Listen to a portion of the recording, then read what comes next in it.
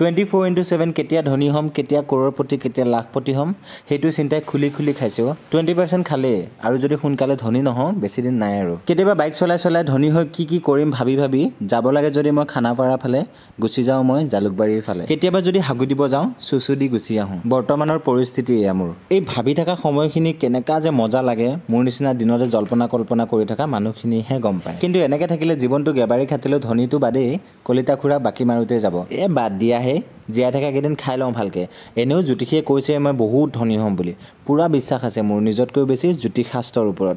খালি নজৰ নালাগিবলৈ তাবিজ দুটামান পিন্ধিব লাগিব বাৰু যি কি নহওক। এইফালে মোৰ জন্মগত পেৰালাইচিছ কুকাৰটোত আধা কেজিতকৈ অলপমান বেছি গাহৰি মাংস বইল হ'বলৈ দিছোঁ, লগতে দুটা শুকান জলকীয়া আৰু অলপমান নিমখ দি দিছোঁ। আনহাতে লেভেলটো দেখাই ফ্ৰিজটো খুলি গাখীৰখিনি গৰম হ'বলৈ দিলোঁ। আনহাতে প্ৰয়োজন অনুসাৰে পিঁয়াজ আৰু আদা নহৰুখিনিও থেতিলিয়াই ল'লোঁ। যিমান বস্তু এভেইলেবল আছে চব বস্তু দেখাবলৈ চেষ্টা কৰোঁ, গতিকে এপ্ৰনটোনো কেলে নেদেখাম। আৰু এইয়া মোৰ জন্মগত পেৰালাইচিছ হৈ থকা কুকাৰটোত চিটিটো মৰুৱাই ল'লোঁ। আৰু এতিয়া পাতি দিছোঁ মোৰ অমায়িক পেনখন আৰু দিছোঁ অলপমান তিল।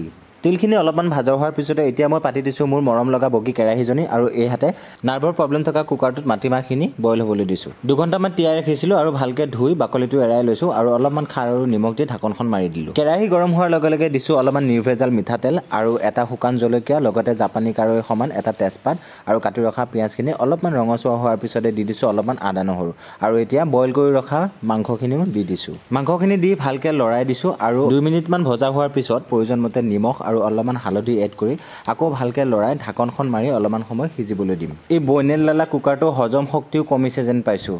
চব বমি কৰি উলিয়াই দিলে। কাম বহালেনে মোৰ?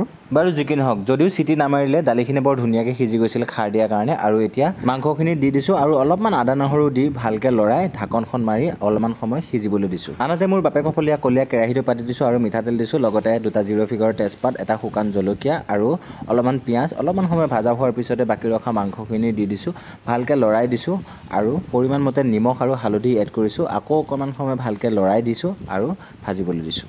এই কেৰাহীখনৰ স্ক্ৰীন টাইমিংটো ইয়াতে সমাপ্ত কৰিছোঁ, কাৰণ কুকাৰটো চাফ কৰি থাকোঁতে মোৰ তিলখিনি জ্বলি গ'ল আৰু জ্বলা বস্তুটো আপোনালোকক নেদেখাওঁ আৰু দিয়ক। বাৰু যি কি নহওক, এইফালে মাটিমাহৰ লগত গাহৰি মাংস ৰেডি হৈ গৈছে। শেষত 2টা কেঁচা জলকীয়া কাটি দিছোঁ আৰু অলপমান বঙালী মেমেন্ধু অৰ্থাৎ মান ধনিয়া ছটিয়াই দিছোঁ আৰু হৈ গ'ল গাহৰিৰ লগত মাটি দাইল। এখেতৰ এইবাৰ আকৌ ৰাজহাড় দালিয়ে ভাঙিল। যোৰা টাপলি মাৰি যেনে তেনে কলিতা চাউলকেইটা পাতি চিটিটো মৰুৱাই ল'লোঁ। আহক এতিয়া পৰিৱেশন কৰোঁ।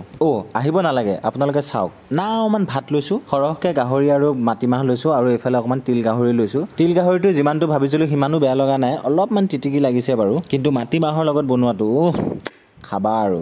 খোৱাটো নেদেখাওঁ বাৰু, জানেই নহয় মুখ লাগিব পাৰে। এইফালে দুপৰীয়াৰ কাৰণে অকণমান দৈ চিৰা পেকিং কৰি ল'লোঁ।